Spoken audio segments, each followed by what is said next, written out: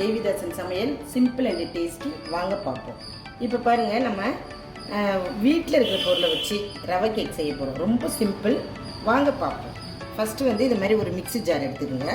அதில் எந்த கப்பு வீட்டில் எடுக்கிறீங்களோ அந்த கப்பு தான் எல்லாத்துக்கும் சமமான அளவு. வாங்க பார்க்கலாம். இப்போ வந்து நான் இந்த கப்பில் ஒரு கப்பு ரவை எடுத்திருக்கேன்.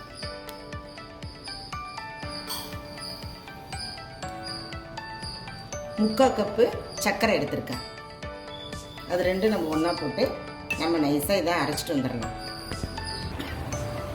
இப்போ பாருங்கள், இப்போ கொஞ்சம் குறைப்பாக நம்ம ரவையும் சர்க்கரையும் அரைச்சிட்டு வந்துட்டோம்.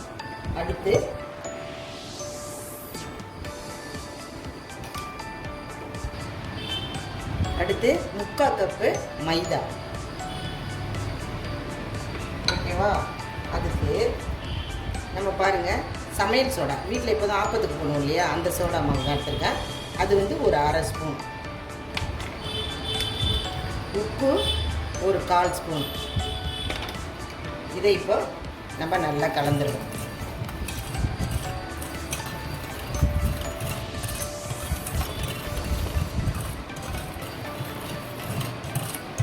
இப்போ இதை நல்லா கலந்தாச்சு. அடுத்து நம்ம பாருங்கள், அரை கப்பு எண்ணெய், ரீஃபண்ட் ஆயில், அதாவது கோல்டு வின்னர் எடுத்துக்கோங்க. ஏன்னா நல்லெண்ணெய் மல்லாட்டை எண்ணெய் அதெல்லாம் வந்து கொஞ்சம் வாசமாக இருக்கும். கோல்டு வின்னர் எடுத்துக்கிட்டிங்கன்னா உங்களுக்கு வாசம் கம்மியாக இருக்கும், வாசமே இருக்காது. அதனால் அரை கப்பு, நம்ம எந்த கப்பு எடுக்கிறோமோ அதால் தான் எல்லா அளவும்.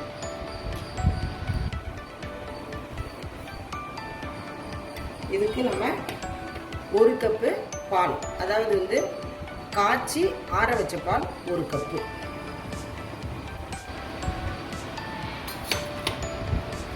இதை நல்லா நம்ம கலந்துடலாம்.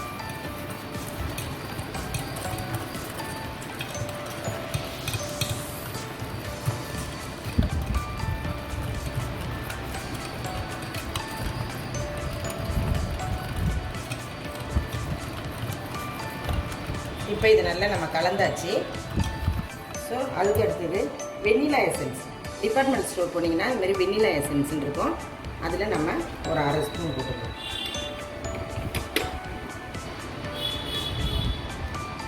வெண்ணிலா எசன்ஸு ஒரு அரை ஸ்பூன். ஸோ நீங்கள் வந்து வெண்ணிலா எசன்ஸ் இல்லைன்னா ஏலக்காய் பொடி போட்டுக்கலாம். அதுவும் நல்லா, இது வாசத்துக்காக போடுறது தான், அதுவும் நல்லாயிருக்கும். அடுத்து பாருங்கள், நம்ம முந்திரியும் பாதாமும் நான் பொடிசாக கட் பண்ணி வச்சுருக்கேன். அதுவும் இதில் போட்டுடலாம். இல்லை போடாத இருந்தாலும் பரவாயில்ல, ரவை கேக் சூப்பராக வரும். இது போட்டால் கொஞ்சம் நல்லாயிருக்கும். இப்போ எல்லாம் நல்லா கலந்தாச்சு. இது அப்படியே இருக்கட்டும். வாங்க இப்போ நம்ம இது மாதிரி ஒரு குக்கர் எடுத்துப்போம். குக்கர் எடுத்துகிட்டு கேஸ் கட்டு, விசில் இது ரெண்டுமே இல்லாமல் நம்ம இதை வந்து ஒரு 10 நிமிஷம் இதை சும்மா ஹீட் பண்ணணும். நம்ம ஒரு 10 நிமிஷம் ஹீட் ஆன பிறகு தான் நம்ம கலந்து வச்ச கேக் கொண்டாந்து இதில் வைக்கணும். வாங்க பார்ப்போம். இப்போ நம்ம குக்கர் 10 நிமிஷம் சிம்மில் வச்சு நம்ம ஸ்லோ ஹீட்டில் வச்சுருக்குறோம். ஒரு 10 நிமிஷம் ஹீட் ஆகட்டும்.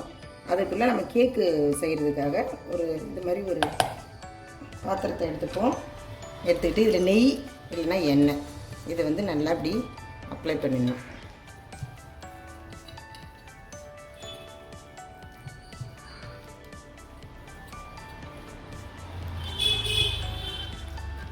இது நல்லா இதில் இப்படி நல்லா நெய் அப்ளை பண்ணிவிட்டு, நான் நெய் போட்டுக்க, நீங்கள் எண்ணெய் கூட போடுங்க.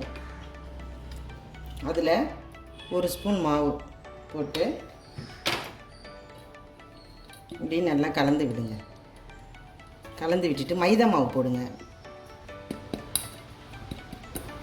இப்படி எல்லா இடத்துலையும் இந்த மாவு படுற மாதிரி இப்படி நம்ம சுற்றி வரணும். எல்லா இடத்துலையும் மாவு போடுற மாதிரி வச்சுக்கணும். இதில் தான் இப்போ வந்து நம்ம அந்த ரவை கேக் செய்ய போகிறோம். வாங்க பார்ப்போம். அடியில் நெய் தடவி ஒரு ஸ்பூன் மைதா போட்டு இது எல்லா இடமும் பரவுற மாதிரி பாருங்கள், இந்த ஓரெல்லாம் பரவுற மாதிரி நம்ம அதை சரி பண்ணி வச்சு, இப்போ பாருங்கள், நம்ம ஒரு 10 நிமிஷம் குக்கர் ஹீட் பண்ணணும் இல்லையா, அது வரலையும் இது 10 நிமிஷம் அப்படியே கலந்து இருந்துச்சு.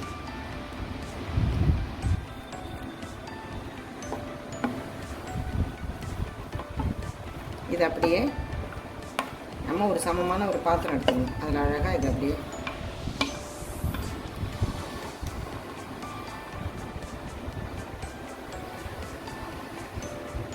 கலந்து வச்சுருக்க எல்லாமே இதில் பண்ணி இதில் காற்று புகாத அளவுக்கு நம்ம இப்படி செய்யணும். ஸோ நமக்கு காற்று உள்ளே போயிடுச்சுன்னா ஹோல்ஸாக வரும். அதனால தான் இப்படி செஞ்சு இதை நம்ம குக்கரில் வச்சிடலாம். வாங்க. இப்போ இதில் நம்ம அழகாக டெக்கரேஷனுக்காக முந்திரி, ஏற்கனவே நம்ம முந்திரி பாதாம் போட்டிருக்கோம். ஸோ நம்ம ஒரு அழகுக்காக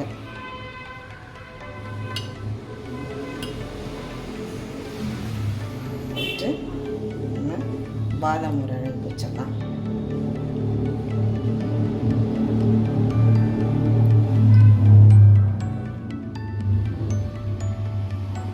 இப்போ நம்ம குக்கரில் வச்சிடலாம்.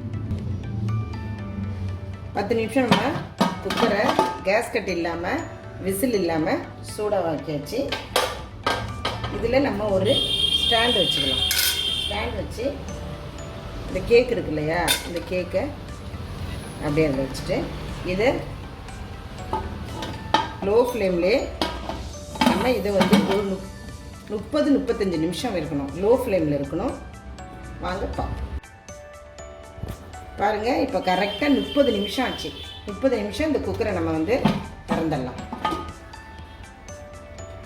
இப்போ அதை நம்ம வெந்துட்டான்னு பார்க்குறதுக்கு இந்த மாதிரி ஒரு குச்சி விட்டு பார்க்கலாம். இன்னும் வேகலை. 30 நிமிஷத்தில் வேகலை. நம்ம இன்னும் ஒரு 10 மினிட்ஸ் வைக்கலாம்.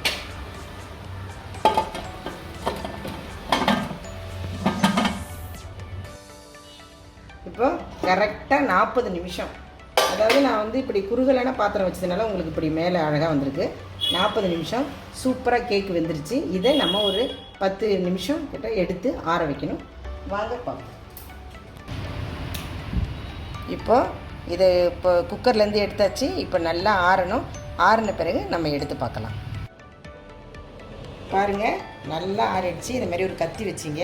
இந்த ஓர சைடு அப்படி எல்லாம் அப்படி கரெக்ட் பண்ணிவிட்டு இதை அப்படியே ஒரு பிளேட் எடுத்து